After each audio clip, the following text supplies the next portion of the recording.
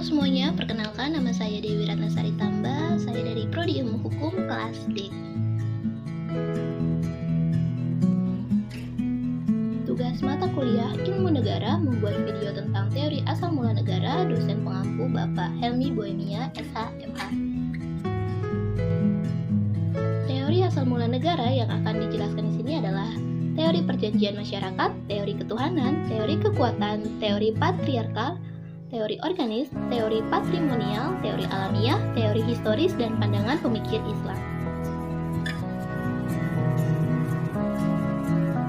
Teori perjanjian masyarakat. Teori perjanjian masyarakat juga dikenal sebagai teori kontrak sosial. Artinya, suatu negara terbentuk karena adanya perjanjian antar masyarakat. Berikut adalah penjelasan bagaimana teori perjanjian masyarakat ini menjadi asal mula suatu negara.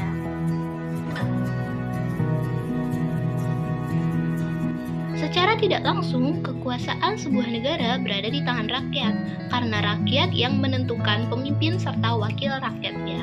Negara tidak dapat bertindak semena-mena, karena harus mengikuti batasan yang telah ditetapkan oleh masyarakat.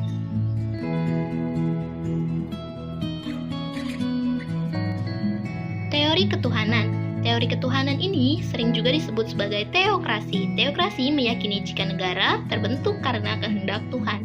Teori ketuhanan langsung yang berkuasa dalam negara adalah Tuhan adanya atas kehendak Tuhan, dan teori ketuhanan tidak langsung yang memerintah adalah raja atas nama Tuhan dan atas karunia Tuhan. Teori kekuatan.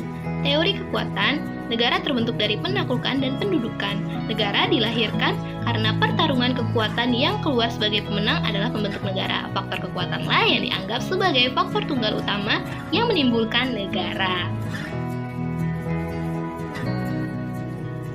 Teori patriarkal menempatkan laki-laki sebagai sosok otoritas utama yang sentral dalam organisasi sosial.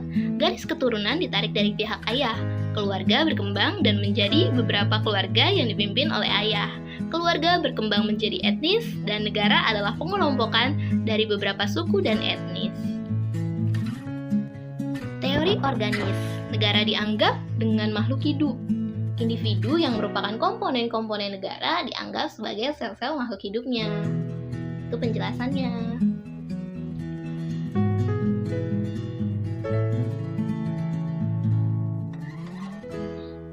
Teori patrimonial. Teori ini adalah lanjutan dari beberapa yang sebelumnya tadi. Raja mempunyai hak milik terhadap daerahnya, maka semua penduduk di daerahnya harus tunduk kepadanya.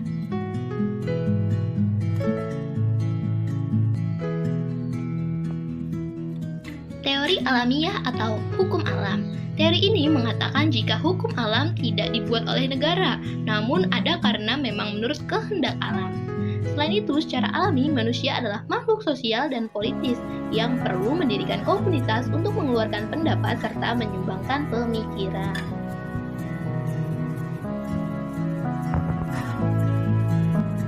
Teori historis. Teori historis menyatakan bahwa lembaga-lembaga sosial tidak dibuat tetapi tumbuh secara evolusioner sesuai dengan kebutuhan-kebutuhan manusia. Sebagai lembaga sosial untuk memenuhi kebutuhan manusia, maka tidak luput dari pengaruh tempat, waktu, tuntutan, dan zaman.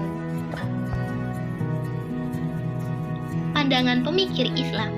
Menurut Al-Farabi, manusia adalah makhluk sosial, makhluk yang mempunyai kecenderungan alami untuk bermasyarakat. Menurut Ibnu Khaldun, adanya organisasi kemasyarakatan merupakan suatu keharusan bagi hidup manusia. Penjelasan lengkapnya ada di layar.